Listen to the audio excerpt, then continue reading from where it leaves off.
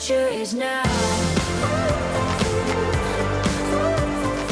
Hi, everyone. Welcome to this next episode of the Future is Human podcast. And oftentimes when I'm hired to consult with a company or coach leaders or present at a conference, I'm asked to present or provide case studies.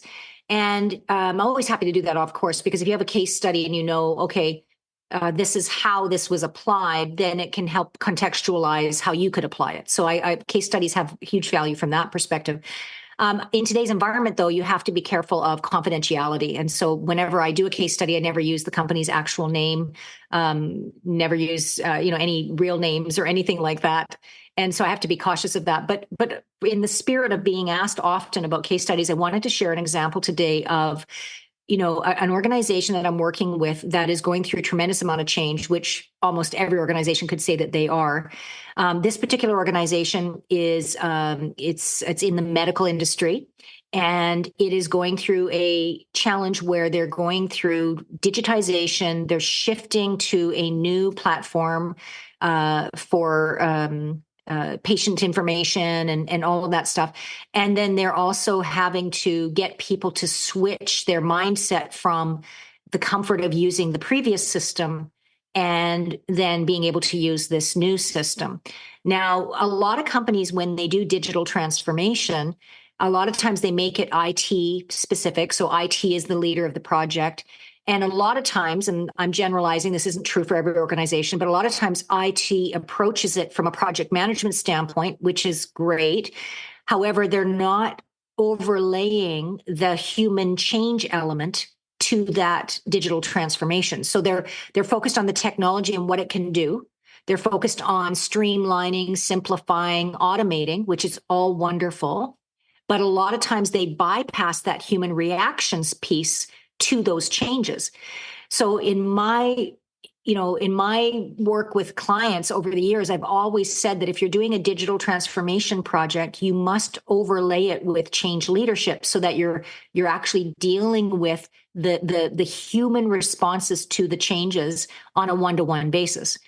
Now, some leaders, some CEOs can get, well, we're already investing all this money in the technology. Why would we invest equal amounts of money in the change leadership? And the answer is simple. It's because you want everybody to embrace the change. You want everybody to be up to speed and be able to run with it. You don't want them to have to react and adapt to the change once the technology is in place.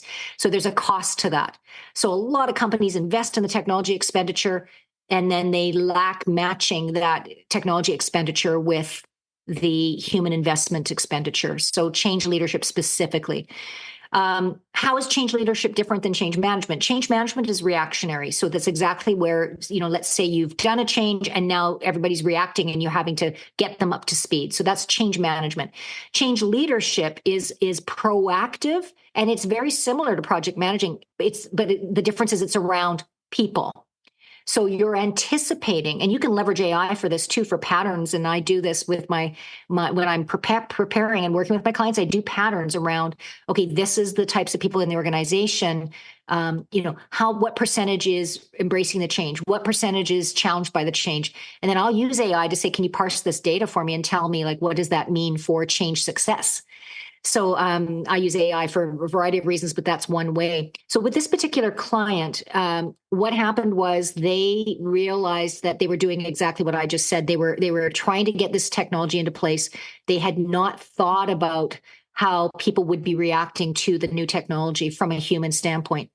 So I began working with them recently, and the first stage is always around assessment. So the first thing we did was, okay, where are you now? What stage is the technology digital transformation in? In their case, it's just early days, so it's a good timing to do the change leadership. And then we looked at who's on the leadership team.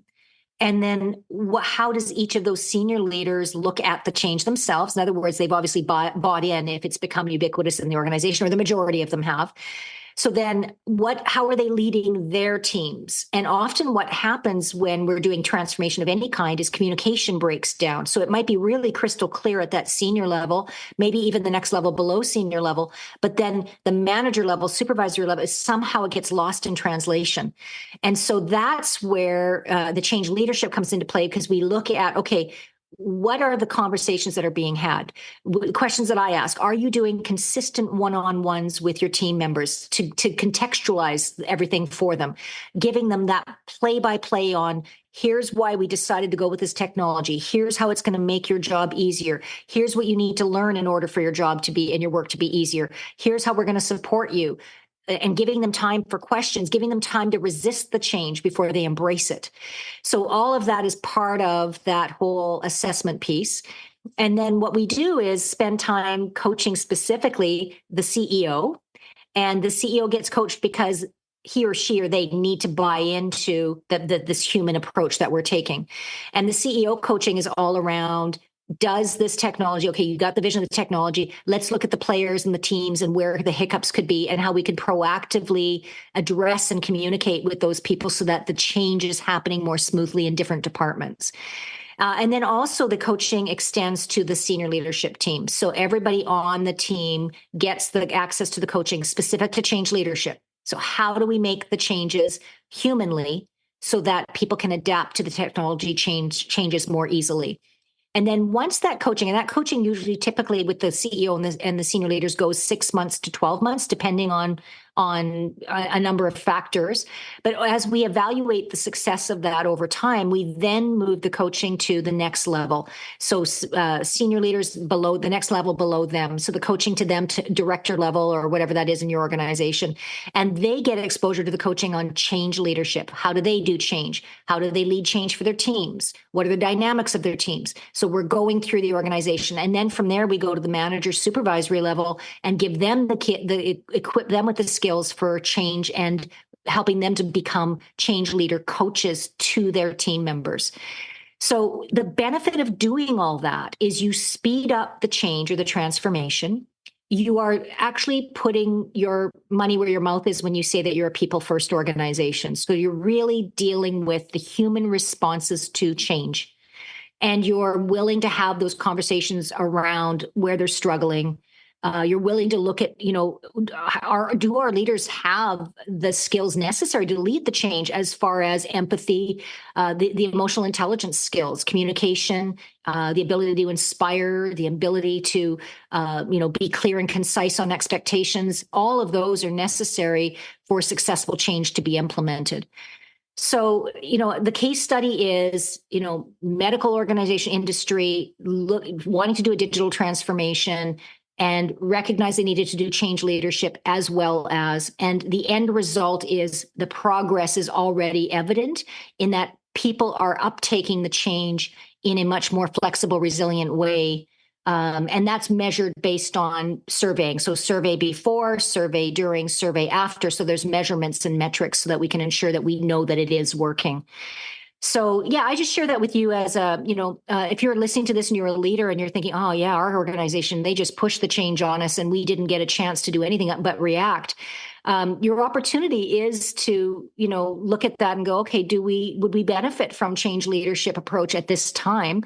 But even for yourself personally, if you don't have the influence to do that, you can look at how do you yourself become a change leader, because you can impact and influence change from wherever you are.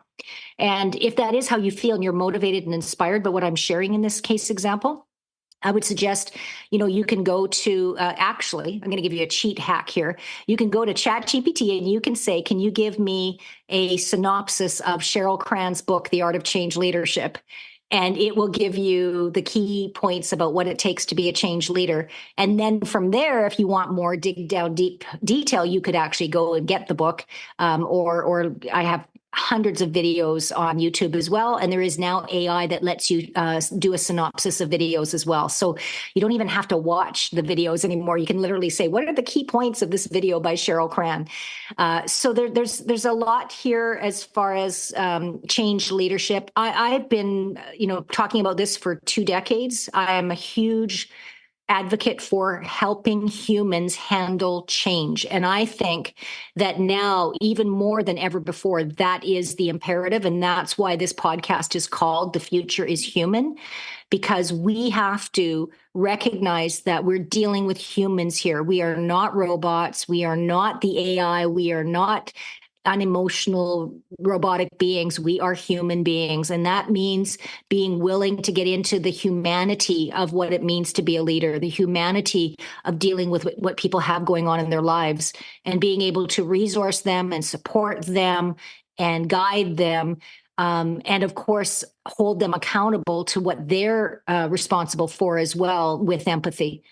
So a lot there. I just wanted to give a brief overview of an example of a client. And if you have any questions, you can always reach out to me, Cheryl@nextmapping.com, or go to our website, nextmapping.com.